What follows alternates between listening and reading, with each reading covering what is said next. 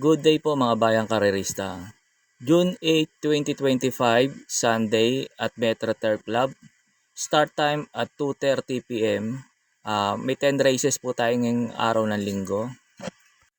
May pa-shoutout po pala tayo galing kay Sir Rolando Evangelista ng Pateros. Shoutout po sa inyo, Sir Rolando Evangelista ng taga Pateros. Maraming salamat po.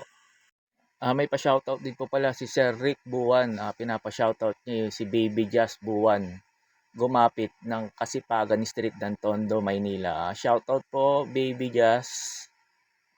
May pahabol tayong pa-shoutout si Sir Raul Rivera. Shoutout po sa inyo, Sir Raul Rivera.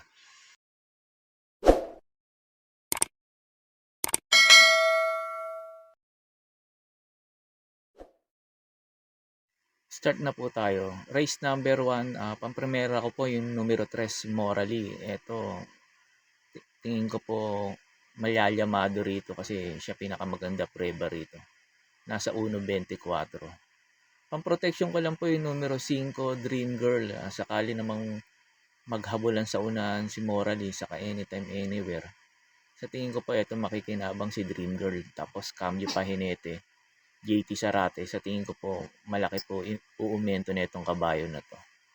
Pagkatapos nga po pala ng info ko rito sa race number 1, in-upload ko din dito yung last run ni Morally at ni Anytime Anywhere para magka-idea kayo kung susuloyin nyo si Morally o magpo-protection kayo dito.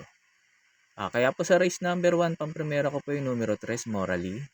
Panigundo yung numero 5, Dream Girl.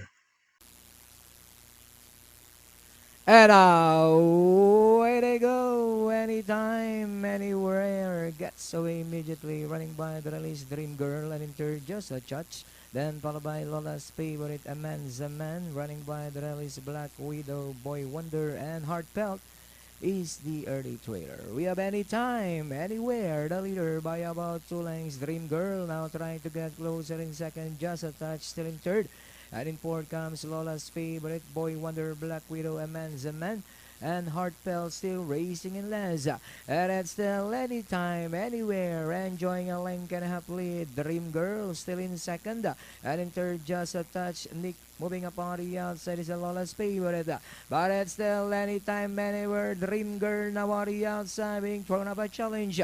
Anytime, anywhere, still in front, Dream Girl on the outside, second, Lola's favorite, just a touch, running by the release, Black Widow, as the field turns bottom, and it's still anytime, anywhere, Dream Girl on the outside, second, anytime, anywhere, back to 2 lines lead, Dream Girl remains in second, just a touch, Black Widow, Lola's favorite, and down to the finish, and it's still anytime, anywhere over Dream Girl, entering the finish line, same time, same place, for anytime, anywhere.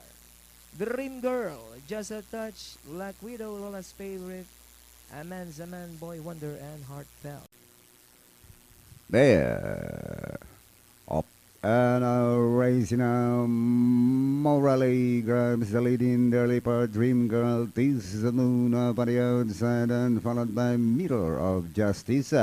And as they leave the chute now, it is still Morally, followed by Dream Girl. Around the outside third now is Tease the Moon, long way back to Mirror of Justice.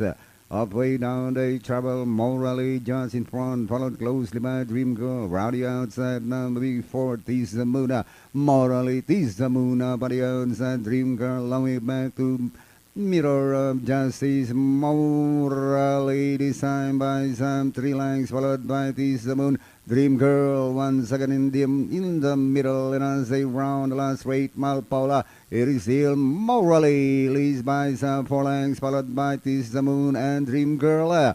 And towards the last 400 now, Morally leads by some 5 now. Dream Girl running second and Tease the Moon. Long way back to Mirror of Justice, and final turn now it is still Morally leads by some 6, followed by Dream Girl, Tease the Moon, and Mirror of Justice. And down to the finish now, it is still Morally. Looks like a winner now from start to finish. Leads by some 10, and finally is Morally. Dream Girl, Tease the Moon, and Mirror of Justice. Sa race number 2 na po tayo. Pamprimera ko po yung numero 5, Lilibel. Ito, pag hindi hinabol ni El Aleo, tingin ko po kahit mahaba ang distansya, tingin ko kaya makatapos ng karera to. Pang-protection ko po yung numero 3, Confidence Game. 3A, Just a Touch. Sakali namang habulin pilit ni El Haleo si Lilibel sa unahan. Ito makikinabang tong couple entry na tong si Confidence Game at 3A, Just a Touch. Kaya po sa race number 2, pang-primera ko po yung numero 5, Lilibel. Panigundo yung numero 3, Confidence Game. 3A, Just a Touch. Sa race number 3 na po tayo, pang-primera ko po yung numero 5, Natasha. Eto, cambio hinete, binigay na kay Pati Dilema. Tingin ko po, mag-uumenda tong kabayo na to. Panigundo ko po yung numero 6, Flaming June. Eto, sa tingin ko, makakarimate rito. Pag naghabulan sila sa unahan.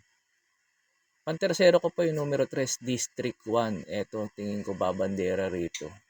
Pag eto, nakabandera, tingin ko po, malaki po siya makatapos ng karera. Kaya po sa race number 3, pang-primera ko po yung numero 5, Natasha. Panigundo yung numero 6, Flaming June. Pang-tersero yung numero 3, District 1. Sa race number 4 na po tayo. Pang-primera ko po yung couple entry numero 2, Hole in 1, saka 2A, Ace of Diamond. Ito si Ace of Diamond, binigay na kay AR Villegas at tingin ko po maganda itatakbo ngayon nito lalo na't pagdiktikan ng laban kasi mas malakas kumayog to kaysa kay JB Hernandez.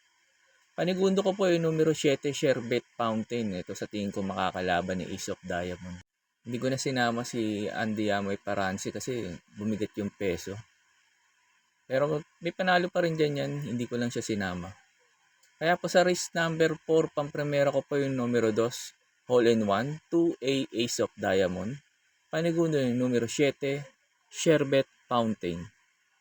Sa race number 5 na po tayo. Ito po yung second leg ng Triple Crown. Pang-primera ko po yung numero 11, Transform. Ito binigay na kay JT Sarate. Tapos last to enter pa. Sa tingin ko po, makakasabay ka agad to sa unahan. Hindi katulad yung Lazaran, masyadong nagpabugaw lang to. Kaya sa tingin ko po, malaki po chance nitong manalo ngayon dito. At tingin ko mag-uumento to dahil JT Sarate na sakay ngayon. Panigundo ko pa yung numero 8, Senior Ibarra. Ito, maganda lang isalida nito at nakasabay. Tingin ko, ito makakalaban ni Transform sa remate.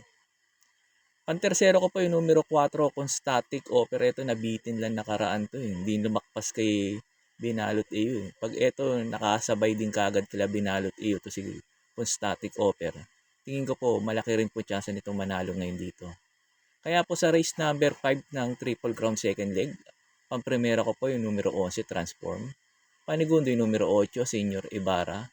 Pang-tersero yung numero 4, Constatic Offer. Sa race number 6 na po tayo. Ito, magulong race na to. Magdagdag kayo dito. Pang-primera ko po yung numero 13, Autumn Shower. Ito, nagpadihado lang sa hinete. Pag ito bumenta, baka ilaban ng may-ari. Alam niyo na may may-ari na ito, mahusay ito.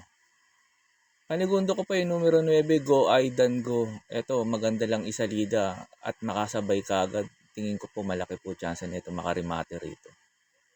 Ang tersero ko po yung numero 7, Elegant Lady. Ito, mababa na sa laban. Tingin ko rin malaki rin chance nito manalo dito. Pandihado ko pa yung numero 6, Majestic Star. Ito, tingin ko makakarimate rito. At makasabay to, tingin ko po makakadihado rito to. Itong numero 6, Majestic Star. Kaya po sa race number 6, pang-primera ko po yung numero 13, Autumn Shower. Panigundo yung numero 9, Go Aidan Go. Pang-tersero yung numero 7, Elegant Lady. Pang-dihado ko po yung numero 6, Majestic Star. Sa race number 7 na po tayo. Pang-primera ko po yung numero 6, Redeemer. Ito, mababa sa laban. Ito, nakagrupo to kala Andy Amoy Paransi, Ace of Diamond, saka Sherbet Fountain. Ngayon, dito na lang nakagrupo. Sa tingin ko po, malaki po chance ang manalo ngayon dito to. Panigundo ko po yung numero 3, Crusading. Ito, cambio hinete, binigay na kay J.A. Guse. Sa tingin ko po, mag-uumento tong kabayo na to. Pantersero ko pa yung numero 11, Doña Leoncia. Ito, sa tingin ko, dihado pa to dito. Kaya po sa race number 7, pang-primera ko pa yung numero 6, Redeemer. Panigundo yung numero 3, Crusading. Pang-tersero yung numero 11, Doña Leoncia. Sa race number 8 na po tayo. Ang primera ko po yung numero 14, Malabon King. Ito sa mga nagtitipid, pwedeng solohin to. Last to enter, tingin ko maganda isa sa salida at makakasabay kagad. Tingin ko po makakarimate na kagad to dito. Panigundo ko po yung numero 2, Metal Strength. Ito, dirimating kabayo. Tingin ko rin makakarimate rito. Sakaling hindi maganda itakbo ni Malabon King. Pantersero ko po yung numero G's Potential. Ito maganda lang isalida. Tapos cambio hinete ngayon, BJ Bigalieta. Tingin ko po maganda itatakbo rin ito dito. Kaya po sa race number 8, pamprimera ko po yung numero 14, Malabon King. Panigundo yung numero 2, Metal Strength. Pangtersero yung numero G's Potential. Sa race number 9 na po tayo. Pamprimera ko po yung numero 7, Border Force. Ito medyo gumaan ang laban niya ngayon dito. Nawala sila Tadeus. Tingin ko po malaki po chance ang makarimate na ngayon dito to. Kahit 57 kg.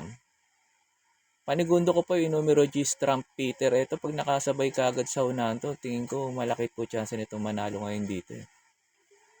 Pantersero ko pa yung numero 1, Chocolate Thunder. Ito, bigyan lang ng importansya ng may-ari. Tingin ko po, may panalo rin dito dito eh.